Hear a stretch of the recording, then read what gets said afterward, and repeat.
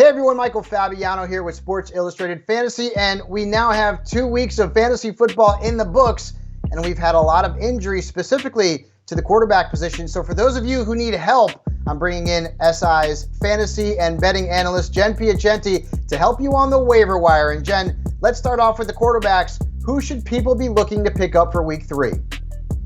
I'm going to start today with Tua Tagovailoa. And before you say, no, he's not available in my league, go ahead and check because he is available in 40% of Yahoo leagues. He had a career game on Sunday. I don't know what else there is to say. 6 touchdowns, 469 yards in a dramatic comeback win versus the Ravens.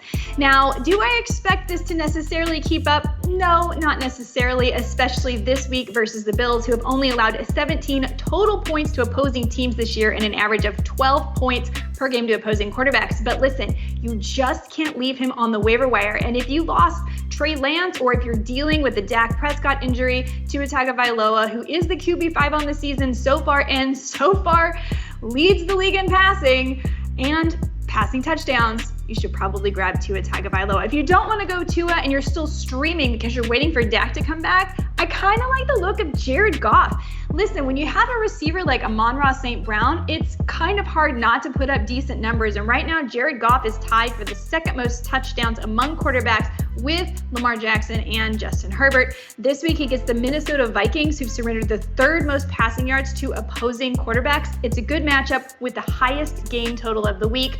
Otherwise, of course, if you're in a crowded league, Jimmy G would be the natural substitution for Trey Lance, and Carson Wentz, our guy from last week, continues to impress. Another 300-plus yards and 3 passing touchdowns on Sunday. And quarterback has quickly become a very thin position in fantasy football with the injuries and the apparent downfall of Tom Brady and Aaron Rodgers, who face off against one another this week. Let's move on to the running back position. You want to talk about thin. There is not much on the waiver wire, but you've got a few options. 6 wide receivers have scored more than the top scoring running back so far this season, who is Nick Chubb. So yeah, you're right. The running back position is just feels like the dregs right now. I'm sure this is going to change. But the guy to target this week is Raheem Mostert, who out-touched Chase Edmonds 17-6. And the game script wasn't really in his favor, right? Because as we just talked about, Miami had to come from behind. It was a dramatic comeback run, so Tua took a lot of the attention. But it was 79 total yards from scrimmage. We want to keep an eye on this because we know Mostert can break off big runs and big plays, so he's someone that you probably want to grab, available in 60% of Yahoo leagues. The other person to keep an eye on is Darrell Williams. James Conner left the game with an ankle injury, stood on the sidelines. It's probably not going to mean he misses a lot of time, but Darrell Williams was the guy that got the goal line carry, 59 yards, 3 catches. And remember, in this Arizona offense, that goal line running back is the one you want to have rostered. So you put in your claims for Darrell Williams. He's available in 96% of leagues. Tyler Algier, also worth a look, maybe J.D. McKissick in a PPR league. Moving on to the wide receivers. And hey, we didn't see a Justin Jefferson or Jamar Chase type rookie in this class of wide receivers, but boy, I tell you, some of these first-year wideouts have actually started to step up already. Oh yeah, good weeks this week from Drake London, but the one who had the best week this week, Garrett Wilson, who looked phenomenal. 14 targets, 8 catches, 102 yards, and a pair of touchdowns. He saw 44.2% of the air yards for the Jets and a 32.6% target share. That means that Mike LaFleur is getting him out there. He is scheming to get him in the game, and that's because he is so dynamic. So get your claims in for Garrett Wilson. He's absolutely my top claim of the week. And the other player I want to talk about, last week we talked about Curtis Samuel. He paid off really big dividends for us this week, was phenomenal, finishes the wide receiver 12 in PPR leagues.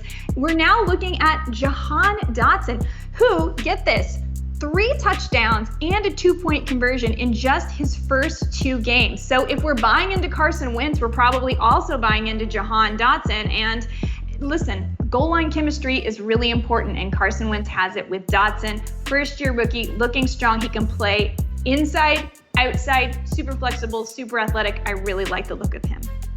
Yeah, all of a sudden the Commanders are very fantasy relevant. Sterling Shepard, also worth a look. You know, Kenny Galladay's like the number 5 wide receiver for the Giants right now, and Wan'Dale Robinson's hurt.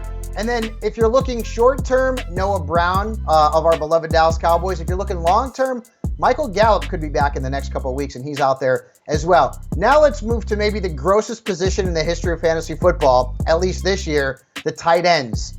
Jen, help us, please.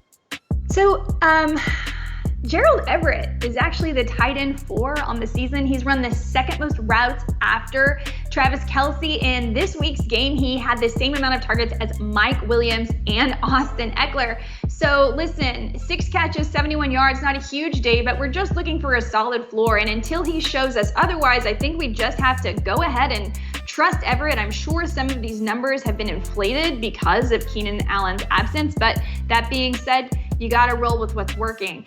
Evan Ingram is another one I kind of have my eye on. He saw 8 targets on Sunday for a 27% target share. 82% of his snaps he's been running routes and only blocking on 2.3% of them. This week they face the Chargers and they should be playing from behind, so Evan Ingram is someone you might want to consider. Juwan Johnson is another one I have my eye on if you are in a deep league and need a deep sleeper tight end. Yeah, a couple of others. Logan Thomas, who I liked last week, revenge game against the Lions. He had a good game. And Irv Smith, he looked pretty good on Monday night besides that dropped, maybe a touchdown, but still, he was targeted a bunch. So Irv Smith, and he's got the Lions this week, so that's another player to pick up off the waiver wire. Jen, great stuff as always. And for everybody out there, if you want to win your fantasy football league, you need to come to si.com/fantasy for waiver wire, stardom, sit 'em. We've got them all. And again, hit that subscribe button here for Sports Illustrated's YouTube channel.